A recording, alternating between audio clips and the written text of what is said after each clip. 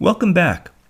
Now that we've completed our discussion of Islamic science, we'll turn to politics and the development of Islamic political thought in the context of Islamic law and practice. In looking at political thought as understood by Islam and propounded by major authorities over the centuries, it's important to note that the only political precedent Arabs had had before the rise of Islam was how a sheikh or leader of a tribe was chosen in Jahili times, and that is that the elders would gather and select someone. Now, politics, from the Greek word polis, means city, because the political experience of the Greek world was the city-state. They didn't know large political units. The first large political entity of the ancient world was the Persian Empire that stretched from China to Greece.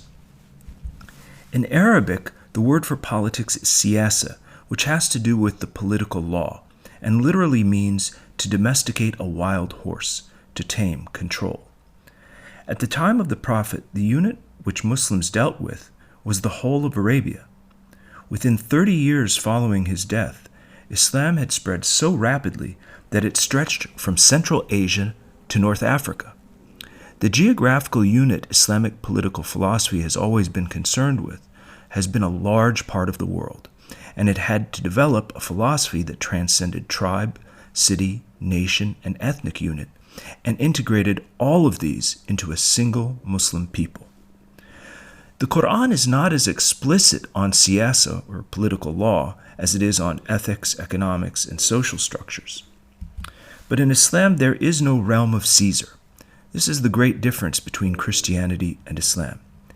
Jesus said, "My kingdom is not of this world," and "Give unto God what is God's, and give unto Caesar what is Caesar's." Caesar represented worldly power, and Christianity explicitly shunned it. While purely worldly political power is not legitimate in Islam, it holds that religion is not a private matter separate from the public rule of law, and it is God who is the ruler.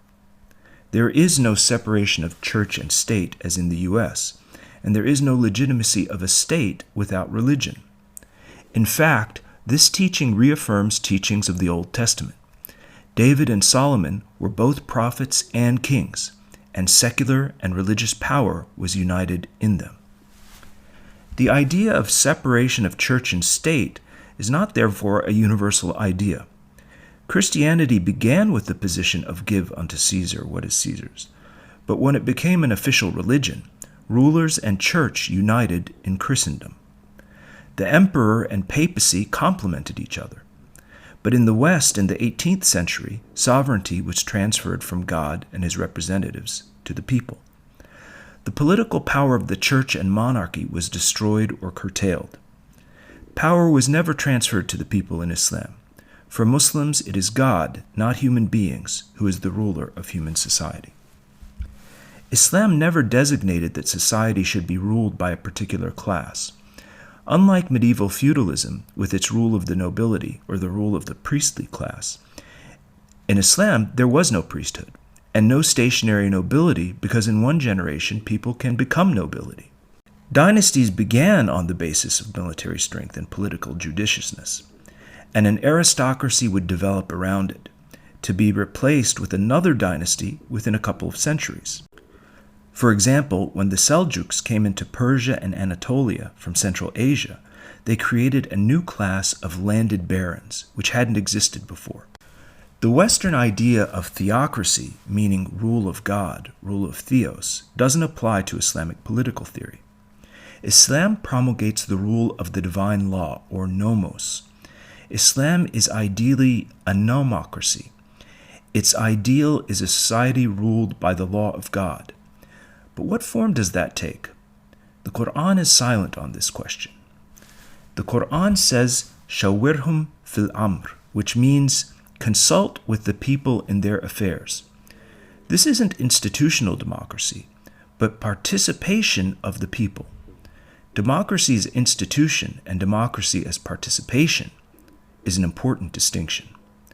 The Islamic world often isn't institutionally democratic, but there is participation in rule through consultation with heads of tribes, ulama, merchants, and so forth. The first parliament in 1906 Iran, followed by Turkey, used this principle. The consultative body in modern Arab politics is Mejlis Ash-Shura. The ideal is that there should be one Islamic world and one political institution related to it. The Quranic political system is based on a single ummah, a single Muslim community, not countries and nations. The Ottomans didn't rule India, China, Sumatra, Java, or Persia, but over most of the Arab world, and referred to their subjects as ummah, with minorities as millet, or ummahs of other prophets. Afghani revived pan-Islamism in the 19th century on the basis of this, as we shall see. Since then, the concept of ummah has been coming to the fore of Islamic thought. It was the Prophet himself who established the first Islamic political unit in Medina. The Constitution of Medina, a short document, served as model for later Islamic political, social, and economic rule. The Prophet was teacher of ethics, of the inner spiritual life, and outwardly he was a ruler. Christ had a spiritual function only, but the Prophet is the last of the great Abrahamic prophet kings, going back to Noah, who is commander of the army and the supreme judge. In his beings and actions, the three functions of government, executive, judiciary, and legislative branches, were united, except that the Prophet didn't make laws. God was the lawmaker. Islam fundamentally doesn't accept legislation unless it comes from God, and this is a major source of tension today in Islamic politics. With the Prophet's death, the Islamic world faced a crucial moment of its history that is still living today. This concludes our initial segment on Islamic political thought, and next time we'll turn to its development when discussing the Caliphate and Islamic political practice in history.